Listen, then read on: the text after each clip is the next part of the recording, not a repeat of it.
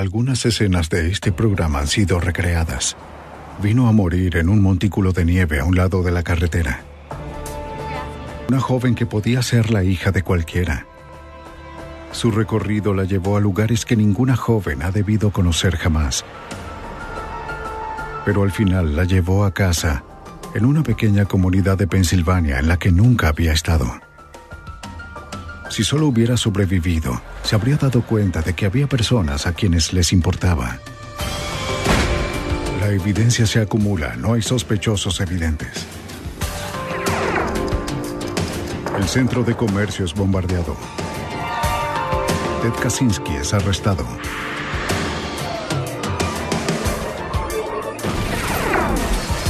Fugitivo a un prófugo.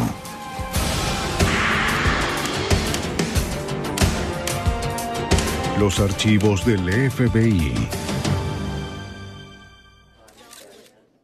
Apareció en la autopista una primavera, una adolescente, una vida truncada. Pasado y su identidad eran un misterio. Solo al descubrir su identidad, podríamos encontrar al asesino. Soy Jim Kallstrom, exdirector del FBI en Nueva York. La autopista ofreció al asesino una vía de escape rápida y fácil. Pero el rastro que siguió el FBI para encontrarlo resultó complicado y largo. Esperábamos que no fuera un callejón sin salida. Un extraño en la ciudad. 24 de marzo de 1993, Bellefonte, Pensilvania. Una tormenta tardía mantuvo alejada a la primavera.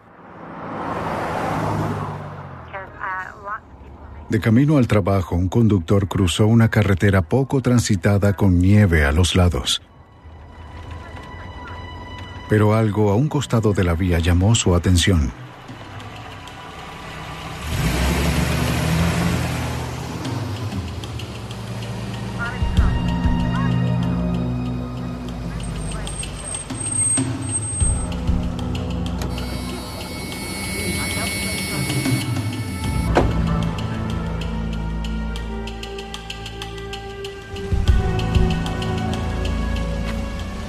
Lo que vio era impensable para ese pacífico valle.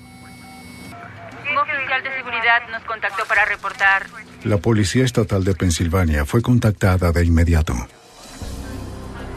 115-2. Una adolescente yacía muerta en la nieve cerca de la intersección de dos de las principales carreteras interestatales. ¿Cómo estás? ¿Cómo está, oficial?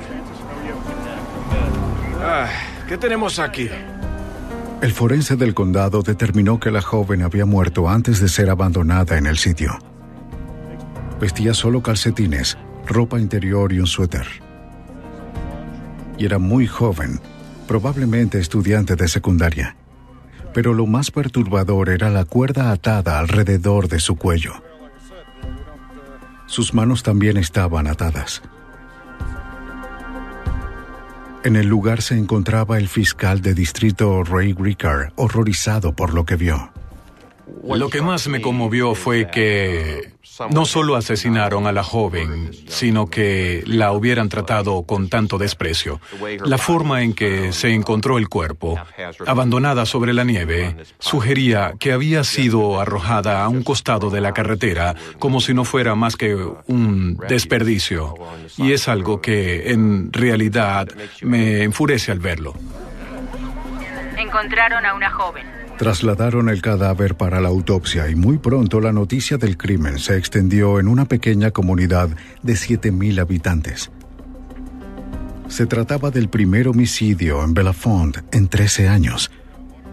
Al igual que el fiscal de distrito, la gente de la comunidad estaba conmocionada e indignada. El agente especial del FBI, Randy Kochik, era uno de ellos, quien se sintió atraído al caso mucho antes de que el FBI lo investigara oficialmente. Toda esa área es conocida como Valle Feliz. Es un buen lugar para criar a los niños. Viví allí 12 años. Y un crimen como este no sucede. Que apareciera el cuerpo abandonado de una adolescente en la comunidad era algo atroz. Todos se sentían muy perturbados y peor aún, todos se preguntaban si el asesino vivía en la comunidad. Los detectives buscaron cualquier cosa que pudiera revelar la identidad de la joven, pero no encontraron el monedero ni ninguna otra pista. Recuerdo haberle comentado al detective Madden aquella mañana que sería muy afortunado si pudiera siquiera identificar a la joven o descubrir quién la había asesinado. El detective Madden de la Policía Estatal de Pensilvania fue dejado a cargo de la investigación. Había una leve depresión en la nieve de unos 15 centímetros, donde se suponía que habían dejado el cuerpo, que indicaba que podía haber sido arrojada desde un camión o desde un auto al montículo de nieve. Madden concluyó que se trataba de un camión con una cabina bastante alta y las huellas cercanas de los neumáticos le dieron la razón.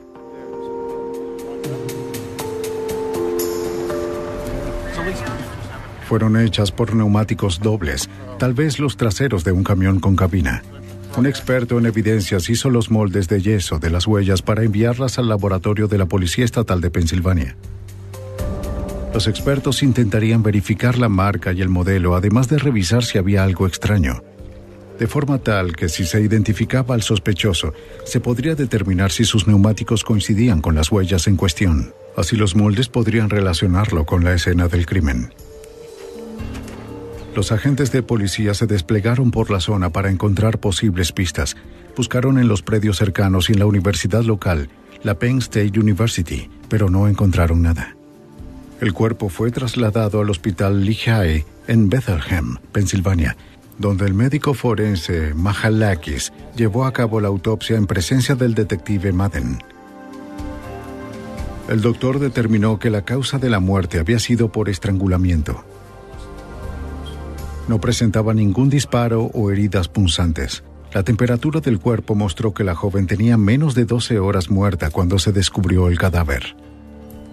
Al parecer había fallecido antes de que hubiera sido arrojada a un lado de la carretera, como había supuesto el forense en la escena. Exámenes posteriores indicaron que la joven había tenido sexo antes de morir.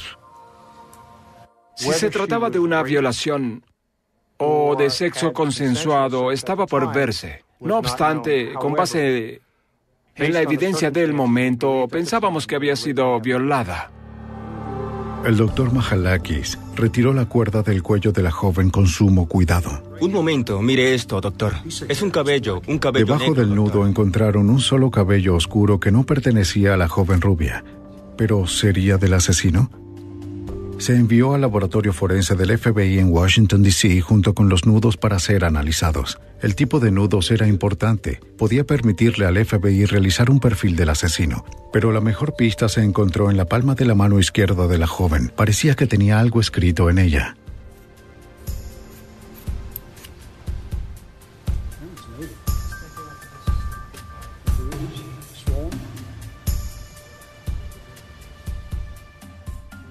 Tenía unos números apenas visibles en la palma de su mano izquierda, probablemente escritos en tinta.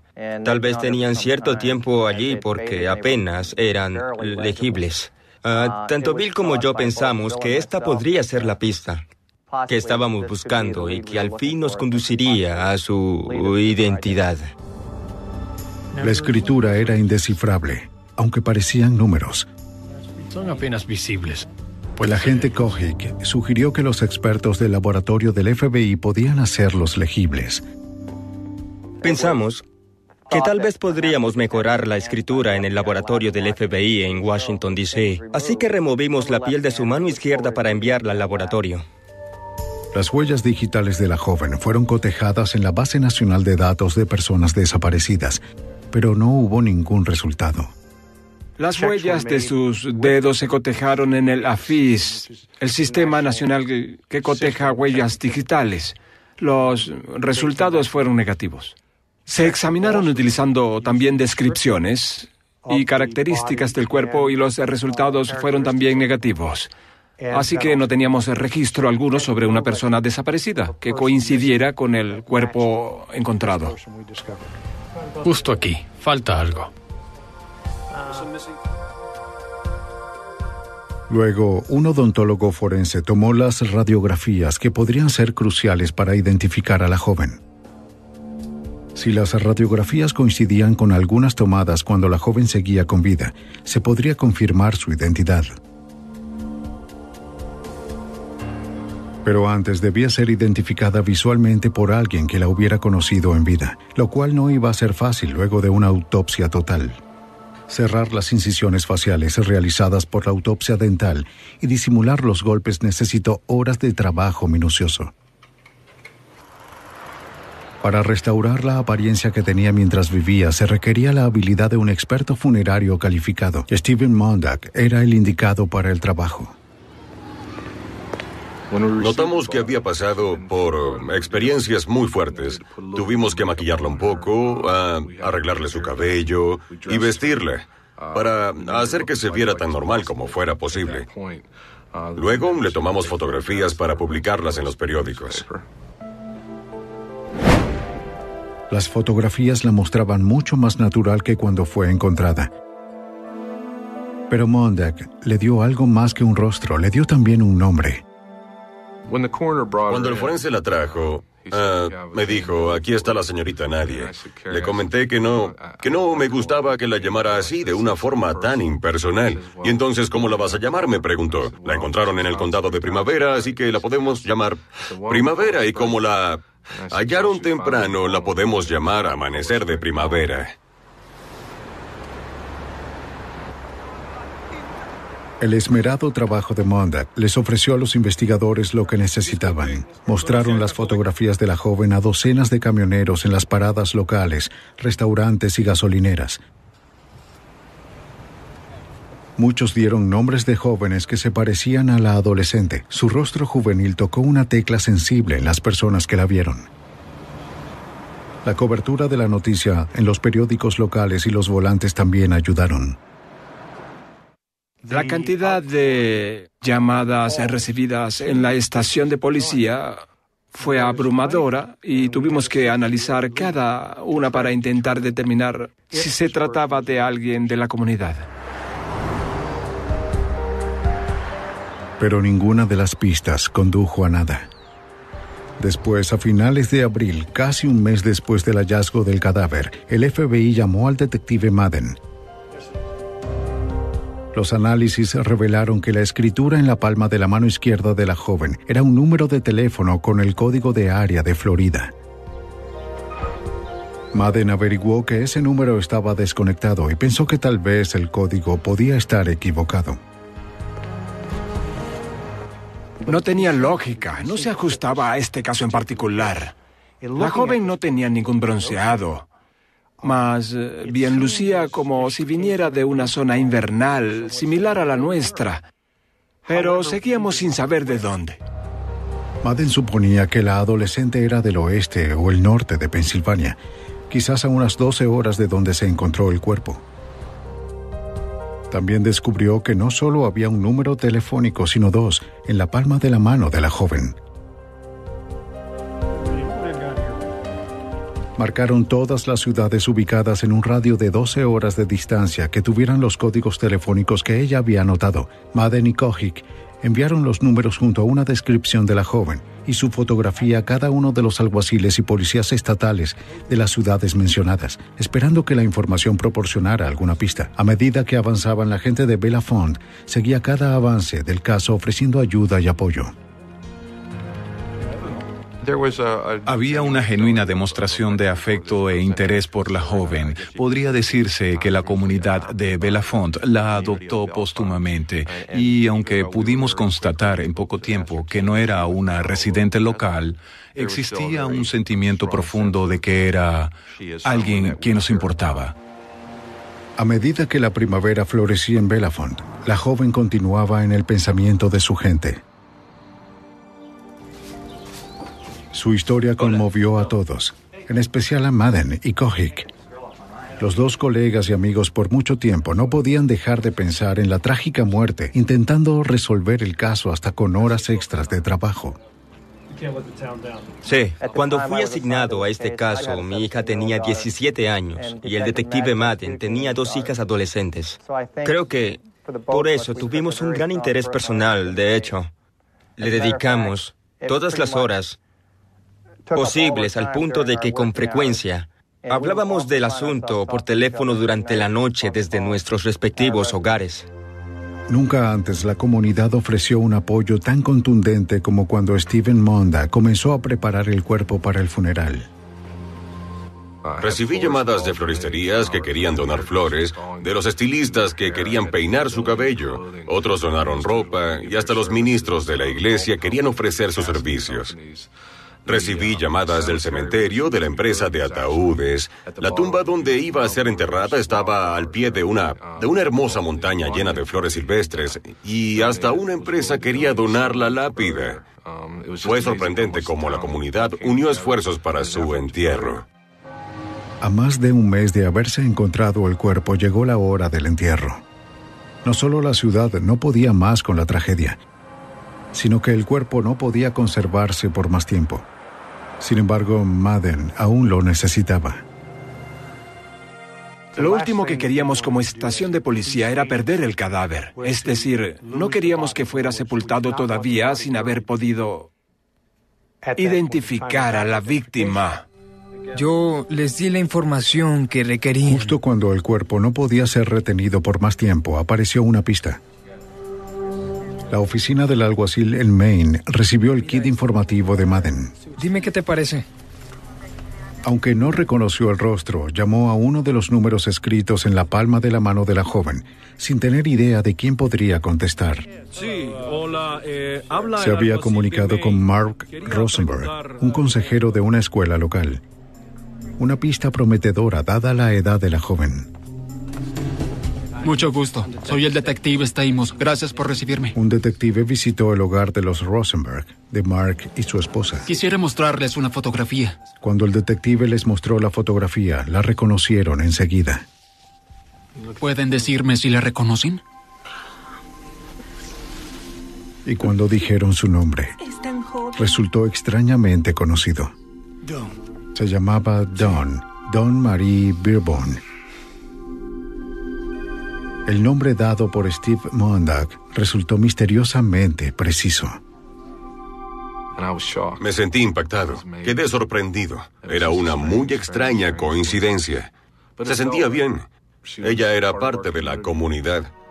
Mark Rosenberg fue una de las últimas personas con las que Dawn habló antes de morir. La última vez que la vi. Los investigadores esperaban que pudiera acercarlos al asesino. Después de una búsqueda que abarcó desde Florida hasta Maine, los investigadores dieron con la identidad de una adolescente encontrada cerca de una interestatal rural de Pensilvania. Durante la conversación con Mark Rosenberg, el consejero de la escuela de Dawn, comentó que lo había llamado días antes de morir desde un teléfono público. Intentó ayudarla, pero ya era demasiado tarde. La escuela a la que asistía era sobre todo para adolescentes en riesgo, como lo era Dawn. Tenía problemas con las figuras de autoridad desde que sus padres se divorciaron. En Indiana, donde vive su madre, había estado en una docena de hogares sustitutos de los cuales había escapado muchas veces. Pero en su último internado encontró una persona en quien confiar, el señor Rosenberg, su consejero. Mientras el señor Rosenberg hablaba con Dawn, el operador le pidió que ingresara más monedas porque estaba a punto de que finalizara la llamada.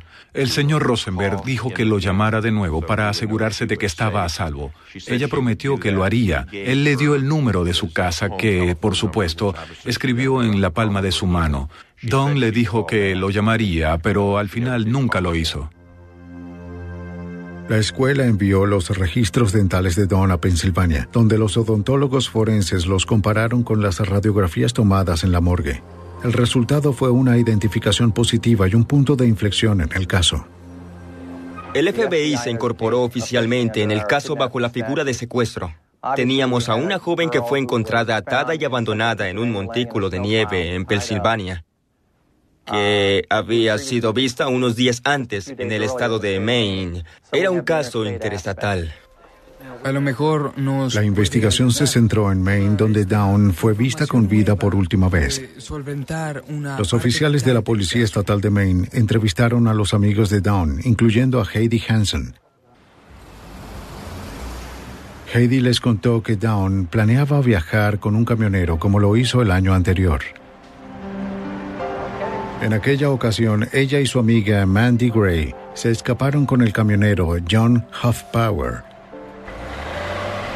Dejaron a Mandy en su casa en Georgia y continuaron su viaje.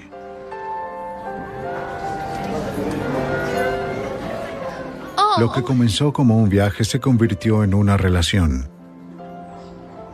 Mientras pasaban las semanas, su relación se hizo más íntima.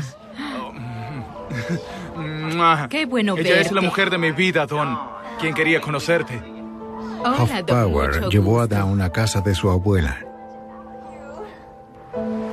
Continuaron haciendo su itinerario. Nadie sabe con exactitud a dónde fueron o qué hicieron, pero Dawn hablaba con agrado de sus días con Hoffpauer. Disfrutaban de la mutua compañía y él la había tratado bien. Parecía uno de los pocos momentos felices en su problemática vida. Luego, casi un mes después de empezar el viaje, el camión fue detenido al azar por la policía en un control de tránsito.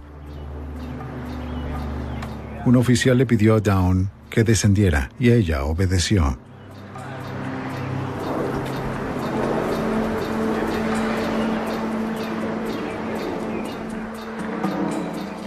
Al verificar su licencia, apareció como persona desaparecida en un reporte emitido por su escuela. El oficial le comunicó que tendría que acompañarlo.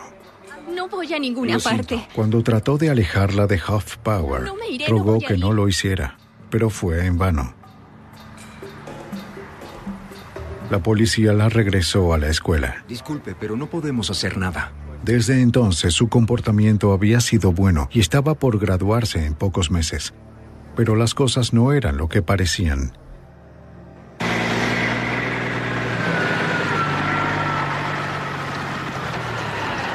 Aparentemente, Hoffpauer seguía enamorado de ella y es probable que ella también. Y aunque no lo había visto desde el viaje, intentó visitarla en la escuela. Venga un segundo. Pero tengo Oiga, que entrar. Lo siento, pero no puede favor. entrar. No tiene la autorización. Pero los guardias de seguridad no lo dejaron pasar. Como tenía tiempo que no sabía de él, Dawn les dijo a sus amigos que quería ir a buscar a Hoffpauer para huir de nuevo juntos. La trajeron de regreso.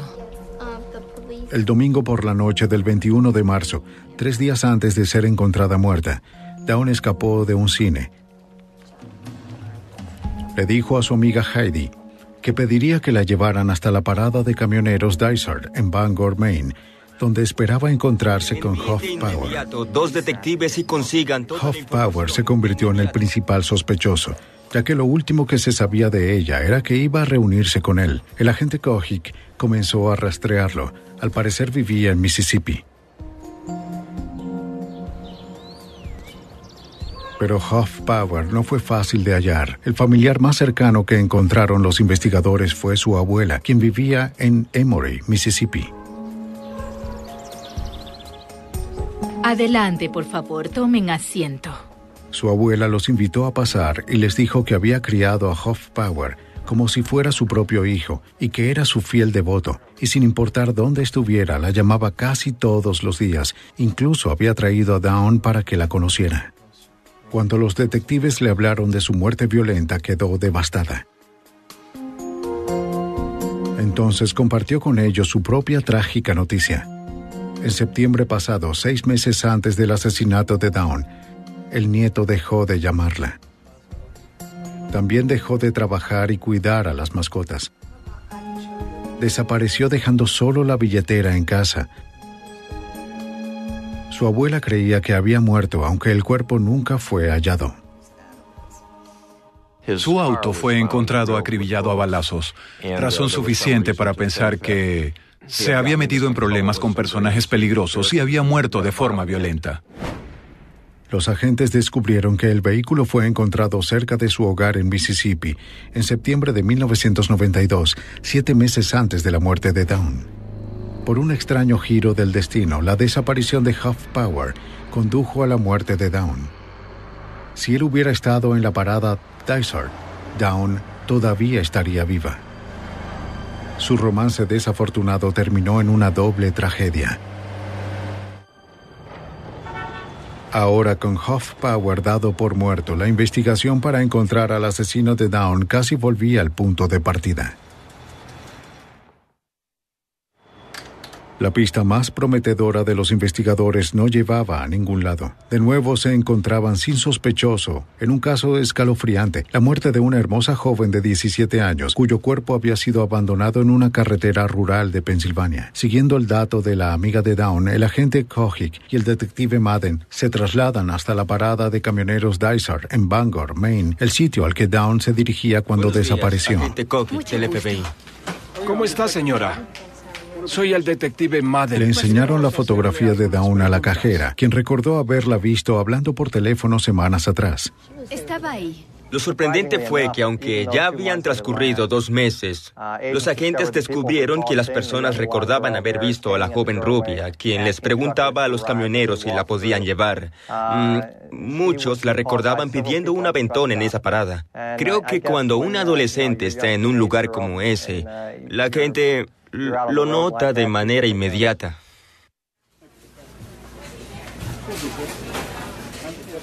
Era obvio que Dawn había hecho sus últimas llamadas desde ahí. El puesto de la cajera donde los camioneros pagaban el combustible estaba solo a 4,5 metros de la cabina telefónica, desde donde Don hizo las llamadas a sus amigos y a la escuela.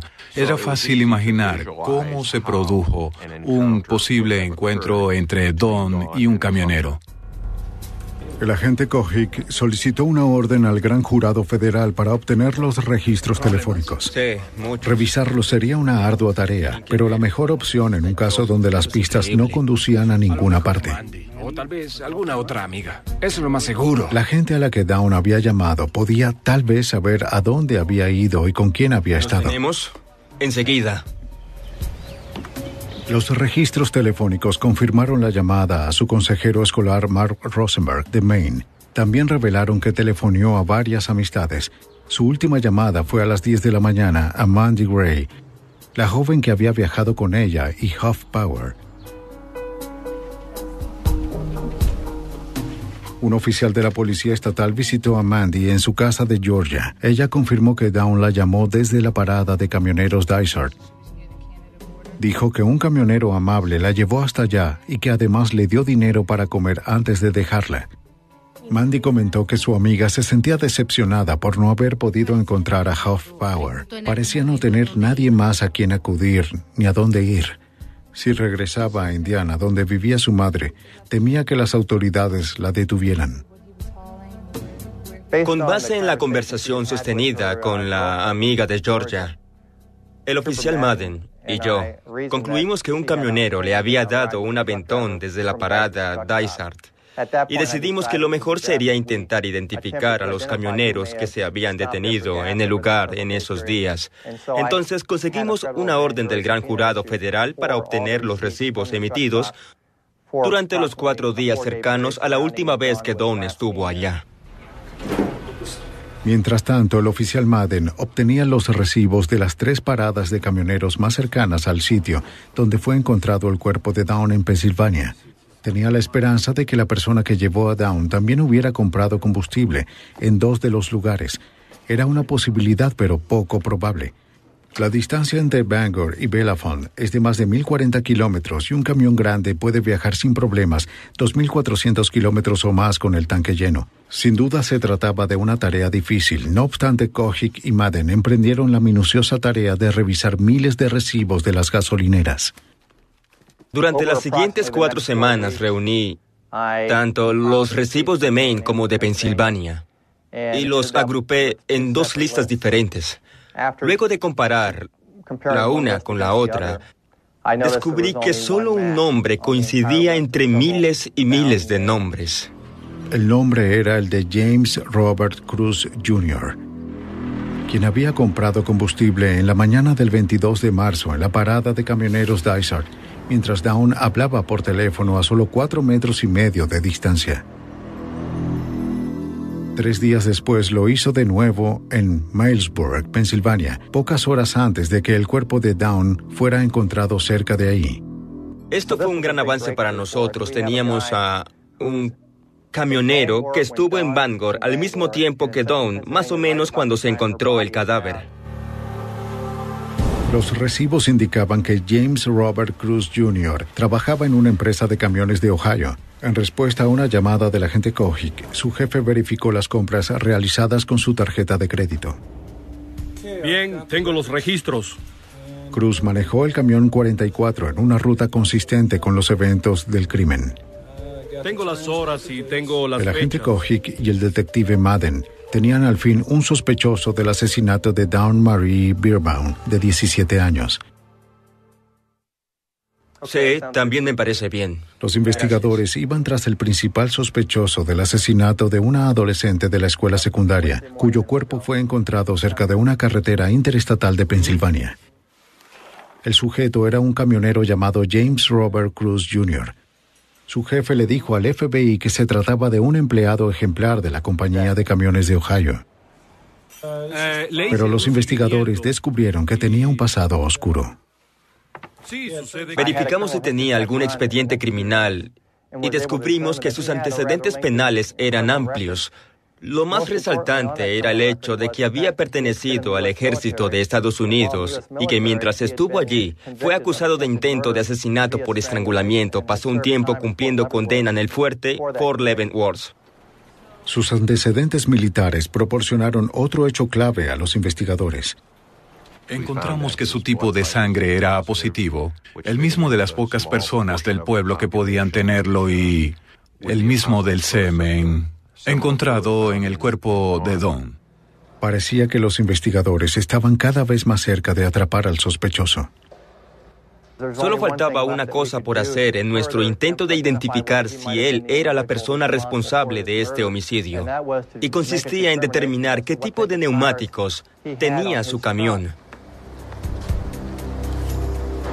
A petición del agente Kojic, un agente del FBI de Ohio inspeccionó los neumáticos del camión 44 mientras Cruz se encontraba en la carretera conduciendo otro camión.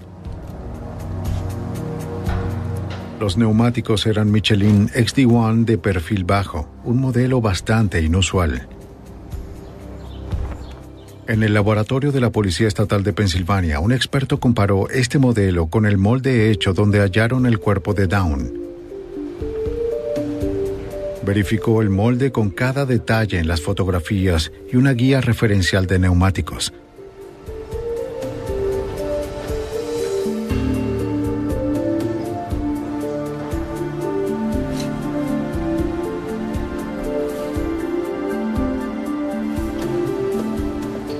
Coincidían. Otro adelanto esencial para el caso. Los neumáticos coincidieron, la sangre coincidió, además de los recibos de combustible. De acuerdo a la oficina del fiscal, esto era suficiente para emitir una orden de cateo que permitiera revisar el camión de Jean y tal vez tomar muestras de sangre y cabello para un análisis posterior de ADN.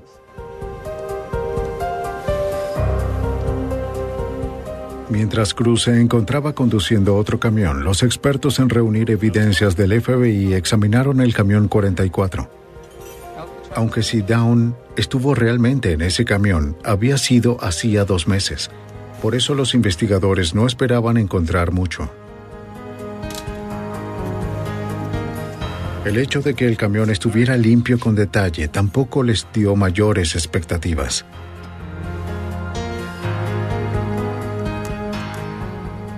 La búsqueda tomó casi el día entero y se hizo de forma exhaustiva. Revisamos tanto el camión como la cabina, además de hacer un registro de alrededor de 300 fotografías. Pero no se encontró nada.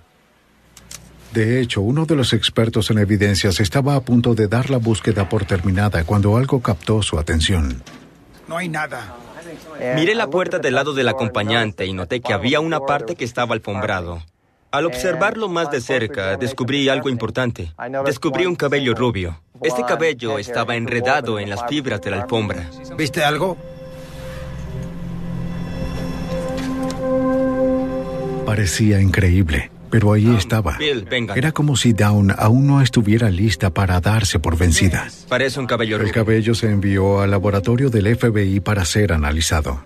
Pensé que era demasiado como para ser cierto, pero podía ser el cabello de Don.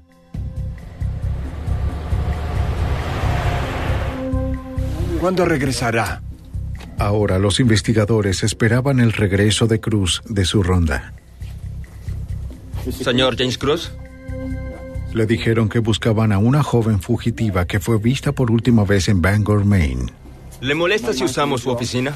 No, en lo absoluto. Gracias, Joe. Le dieron a entender que ya habían interrogado a varios conductores. Tome asiento, por favor. Sabemos que lleva un registro de sus viajes. Pidieron ver su registro de viajes correspondientes a los realizados en los días en cuestión. Los registros son exigidos por el gobierno para evitar que los conductores conduzcan demasiadas horas. Cruz admitió que los había falsificado. ¿Son exactos? Bueno, usted sabe. Los camioneros los cambian para mantenerse dentro de los límites legales, pero parecía que los registros de Cruz habían sido alterados selectivamente.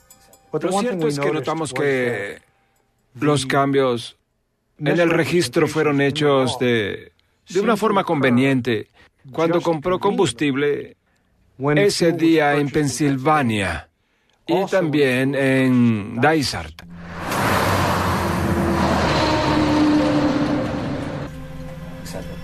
En respuesta a las preguntas, Cruz describió muy calmado su recorrido, pero al preguntarle si había comprado gasolina en Bangor y Pensilvania, respondió que no había ninguna necesidad porque los 2.080 litros que carga el camión eran suficientes para el viaje. ¿Esta es su firma? Entonces le mencioné que teníamos el recibo que confirmaba que llenó el tanque de su camión el miércoles por la mañana. Hizo una pausa y luego dijo que ahora sí se acordaba de haberlo hecho porque se podían usar las duchas gratis en esa parada de Milesburg. Cuando le pregunté por qué no lo recordó antes, solo respondió, bueno, supongo que lo olvidé. Señor Cruz, vamos a mostrarle una fotografía. Después le enseñaron la fotografía de Dawn. Le preguntamos si alguna vez había visto a la joven. De nuevo, seguro y calmado, respondió que jamás la había visto, que no la conocía y que nunca antes la había visto en su vida. ¿No la vio en Bangor? Le dijeron que tenían evidencia sólida que lo involucraba en el crimen. Las llamadas telefónicas de Dawn desde Bangor coincidían con su parada en el sitio. Sus neumáticos coincidían con los de la escena del crimen. Y por último, su tipo de sangre era el mismo que el encontrado en el cuerpo. Todo esto lo atribuyó muy tranquilo a la mera coincidencia. Realmente no entiendo. En ningún momento durante el interrogatorio sus gestos indicaron que estuviera nervioso con las preguntas. Y a medida que avanzaba la noche, creo que hasta el mismo Madden llegó a pensar que ya no era tan sospechoso, a pesar de que contábamos con toda esa evidencia circunstancial, se mostró demasiado tranquilo y cooperador. ¿Tiene algún problema? Cruz lucía amable, incluso cuando los investigadores le mostraron la orden para obtener una muestra de sangre y cabello. Más tarde, los expertos en perfiles del FBI explicaron que una respuesta tan calmada puede ser un signo de culpabilidad. El 6 de septiembre, los resultados de los análisis de sangre y del cabello dieron positivo. Las muestras de Cruz concordaban con el cabello y el ADN que el asesino había dejado en el cuerpo de Dawn.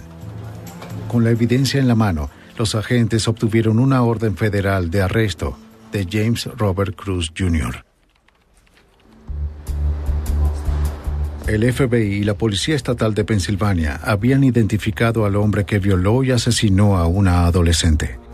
El 8 de septiembre de 1993, con una orden federal de arresto, el agente Kojic y el detective Madden detuvieron a James Robert Cruz cuando regresaba de un recorrido con su camión.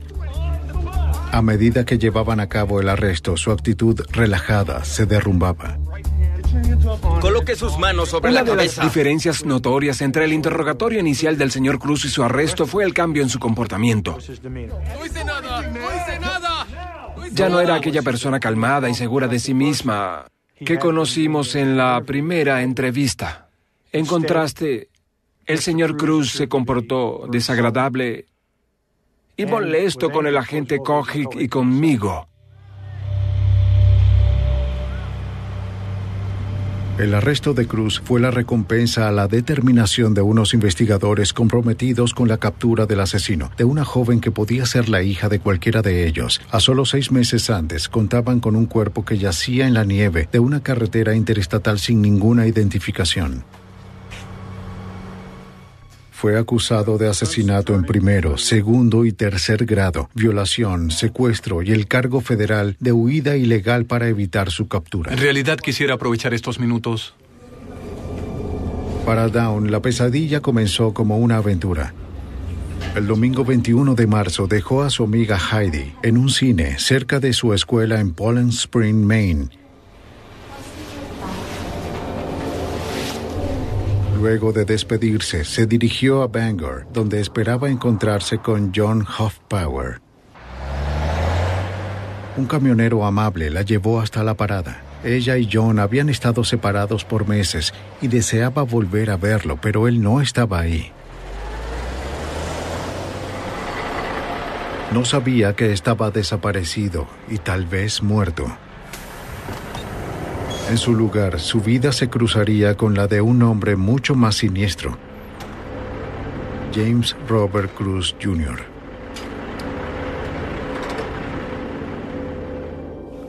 Sí, estoy bien. Estoy bien.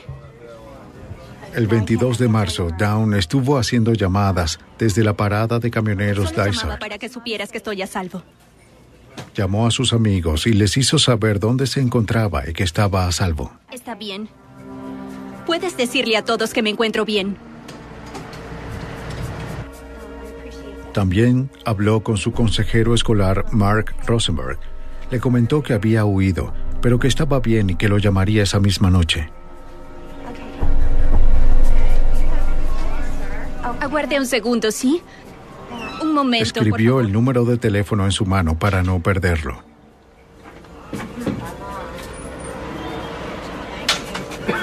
Mientras James Robert Cruz pagaba la gasolina, vio a Dawn en el teléfono a 4,5 metros de la caja registradora. Está bien. Estaré en contacto, ¿sí? Hasta luego. Cruz firmó el recibo de la tarjeta de crédito cargando la gasolina a nombre de su empleador en Ohio. Aquí tiene. Está bien. Hace frío, ¿verdad? Sí. Gracias. Adiós. Hasta luego.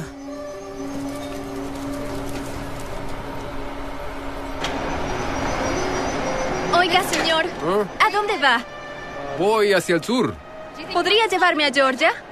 Sí. ¿Puede llevarme? Claro, sube. Sí. A Dawn no le tomó mucho tiempo convencerlo de que la llevara.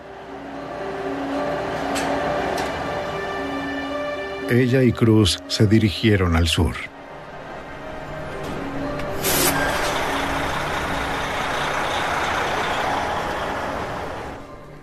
Los fiscales reconstruyeron los hechos que condujeron a la muerte de Dawn Beerbaum.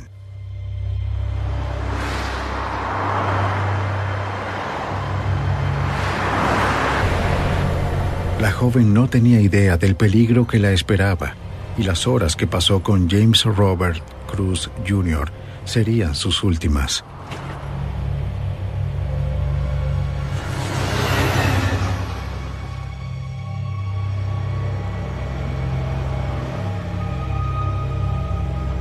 Mientras Dawn se preparaba para dormir, Cruz, todavía despierto, falsificó el registro de viajes.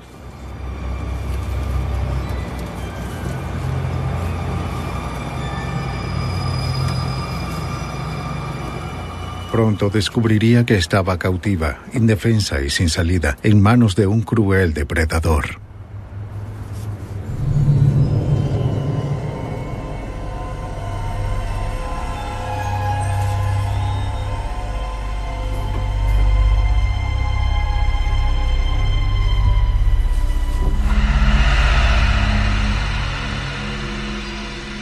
El 23 de marzo, ya tarde, Cruz la violó y quizás la estranguló en el compartimiento para dormir de su camión.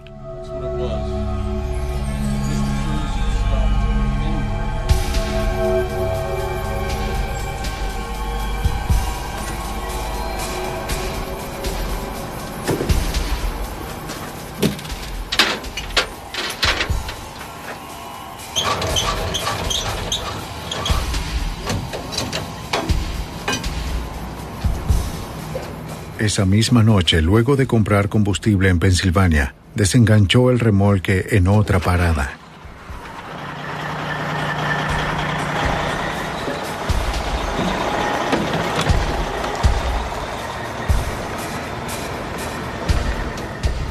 Luego condujo un rato buscando un sitio donde poder dejar el cuerpo de Dawn.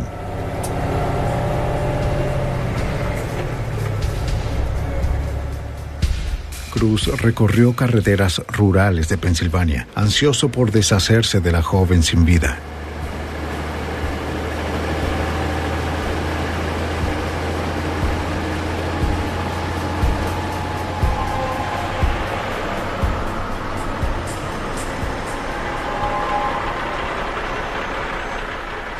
En las primeras horas del 24 de marzo se detuvo a un costado del camino.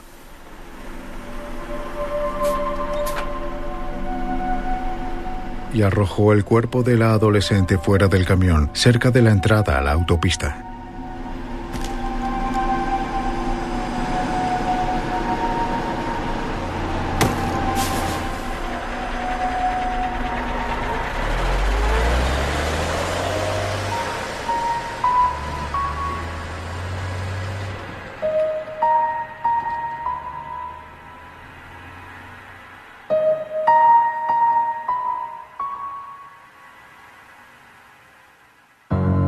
Pero eligió no hacerlo. Cruz con certeza creyó que nunca lo atraparían. Y si no hubiera sido por unos investigadores dedicados, las avanzadas pruebas forenses y un poco de buena suerte, es posible que hubiera podido salirse con la suya. El fiscal de distrito Ray Ricard se desempeñó como fiscal durante el juicio. Un punto que quise enfatizar ante el jurado fue cuánto tiempo le tomó a Dawn morir en manos de James Cruz. El testimonio del patólogo señaló que desde el momento en que anudó la cuerda alrededor de su cuello transcurrieron 4 minutos hasta su muerte. El enfoque de Ricard resultó efectivo. El 14 de junio, luego de 14 horas de deliberación, el jurado encontró culpable de asesinato en primer grado a James Robert Cruz Jr. El juez lo sentenció de inmediato a cadena perpetua sin posibilidad de libertad condicional. Está cumpliendo su condena en la prisión de máxima seguridad del condado de Greene, en el oeste de Pensilvania. Creo que el legado de esta investigación es el hecho de que al comienzo lo único que teníamos era una joven abandonada en un montículo de nieve que murió como nadie debe morir, sin identificación durante casi todo el caso. Todos sentimos la gran preocupación de que nunca íbamos a lograr identificarla, y mucho menos capturar y condenar a su asesino. Tenemos a Cruz tras las rejas. Pero parece que Kojic y Madden tuvieron un desempeño mucho más importante del que en un principio imaginaron. A la hora del arresto, los medios se interesaron mucho por Jim Cruz, porque en Ohio, donde vivía, habían sucedido una serie de asesinatos de adolescentes unos 2 años antes. Todas fueron atadas y abandonadas a un lado de la carretera.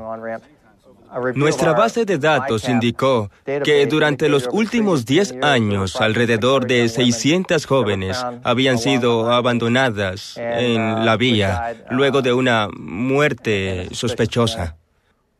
No pudimos concluir que el señor Cruz estuvo involucrado en ninguno de estos homicidios. Lo que sí sabemos es que luego del arresto del señor Cruz, los asesinatos de los que estamos hablando en el estado de Ohio cesaron. Finalmente, Dawn Beerbaum descansó en paz. La gente amable de Bellefonte siempre la recordará, así como al asesino que le quitó la vida y que cambió la de ellos para siempre.